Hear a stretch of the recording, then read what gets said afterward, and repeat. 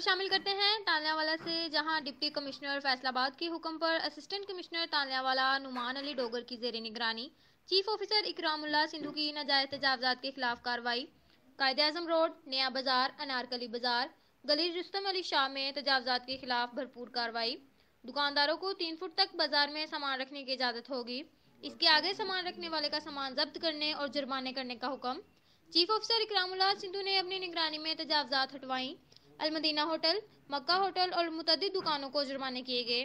Chief officer Ikramullah Sindhu का कहना था कि वो तजावजात के खिलाफ कार्रवाइयां बिला इम्तियाज कर रहे हैं और खिलाफ वर्जी करने वालों को भारी जुर्माने किए जाएंगे।